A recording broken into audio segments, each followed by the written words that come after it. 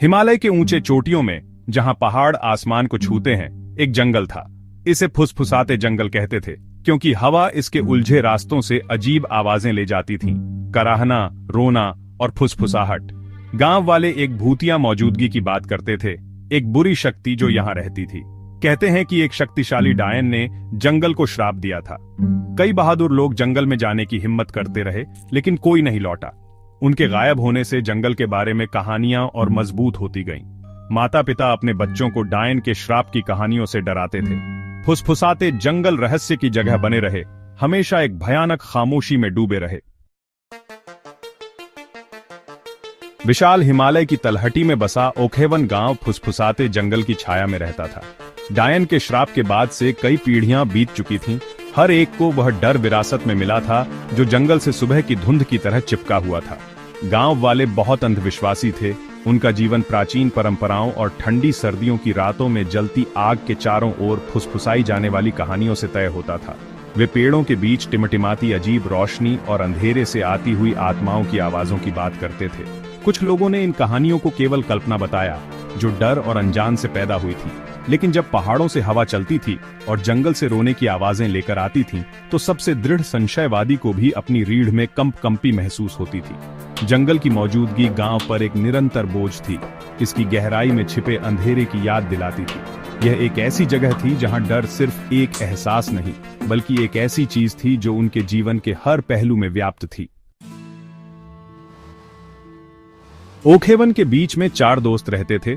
विजय, व्यावहारिक नेता; राहुल, तर्क की शक की आवाज; प्रिया, साहसी आत्मा जो अनजान के लिए तरसती थी; और अनिका, शांत प्रेक्षक जिसके पास एक अजीब सी अंतर्ज्ञान थी।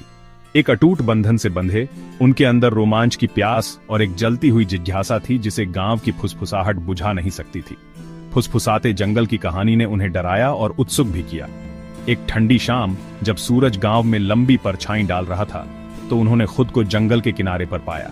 हवा में एक चुनौती लटकी हुई थी, अनकही लेकिन समझी हुई। क्या वे वहां सफल हो सकते थे जहां दूसरे असफल रहे थे? क्या वे श्राप को तोड़ सकते थे और गांव को डर की घुटन भरी पकड़ से मुक्त कर सकते थे?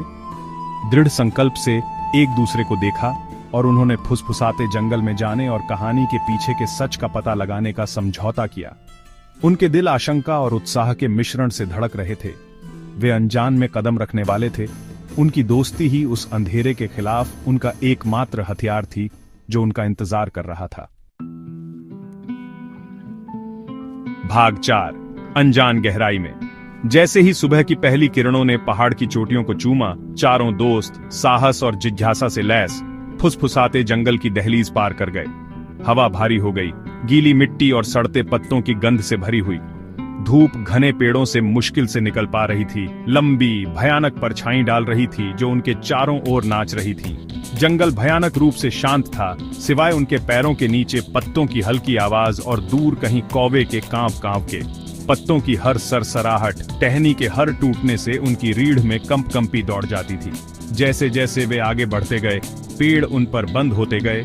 उनकी शाखाएं कंकाल की उंगलियों की तरह पहुंचती गईं। हवा ठंडी हो गई, एक हड्डी जमा देने वाली ठंड जो उनकी हड्डियों में समाती हुई प्रतीत हो रही थी। वे अतीत के अवशेषों पर ठोकर मारते थे, टूटे हुए गहने, फटे कपड़े और फुसफुसाहट की भूतिया गूंज जो उस हवा से चिपकी हुई लगती थी जिसमें वे सांस ले रहे थे। जंगल अपने रहस्यों को पकड़े हुए था, लेकिन कब तक ये 4 दोस्तों के अथक प्रयास का विरोध कर सकता था? भाग 5, अतीत की फुसफुसाहट। वे और गहरे सफर करते गए। उनकी इंद्रियां पूरी तरह से सतर्क थीं। जंगल उन्हें गोल गोल घुमाता रहा, लेकिन प्रिया, उसका अंतर्ज्ञान हमेशा की तरह तेज, ने काई से ढके पत्थरों पर सूरज की रोशनी के गिरने के तरीके में एक पैटर्न देखा। उसके नेतृत्व का पालन करते हुए वे एक समाशोधन पर पहुंचे और उसके केंद्र में एक टूटा हुआ पत्थर का मंदिर था, जो आधी बेलों और लताओं से छिपा हुआ था।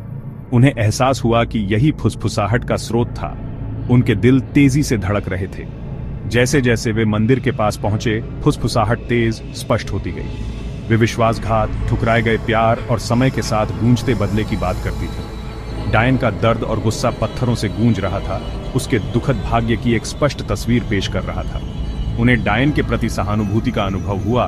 उसकी कहानी एक कठोर याद दिलाती है कि सबसे काले दिलों में भी प्यार खिल सकता है। वे समझ गए कि जंगल कोई बुरी शक्ति नहीं, बल्कि उसके दर्द, उसके गुस्से, उसकी कहानी का रक्षक था। भाग 6 मुक्ति। विजय ने मंदिर के भीतर एक छिपा हुआ कक्ष खोजा। वहां एक धूल भरी वेदी पर एक चांदी का लॉकेट पड़ा था, जिस पर लिखा था, माफ करना। यह डायन की अंतिम इच्छा थी। लॉकेट को पकड़े हुए विजय समझ गया, श्राप आत्माओं को फंसाने के लिए नहीं, बल्कि माफ करने के लिए था। विजय ने जंगल से डायन की आत्मा से बात की। उसने उसके दर्द को स्वीकार किया और माफी दी। जंगल पर शांति छा गई। हवा हल्की हो गई, माहौल बदल गया। सूरज की रोशनी जंगल को नहला रही थी। पत्तों की सरसराहट और पक्षियों के गीत गूंजने लगे। श्राप टूट गया। चारों दोस्त बदले हुए जंगल से बाहर निकले। जंगल अब डर का स्रोत नहीं रहा, बल्कि मुक्ति की गर्माहट में नहाया हुआ था। वे ओकहेवन लौट आए, मुक्तिदाता के रूप में, शांति से भरे हुए। उस दिन से फुसफुसाते जंगल शांति का स्थान बन गए।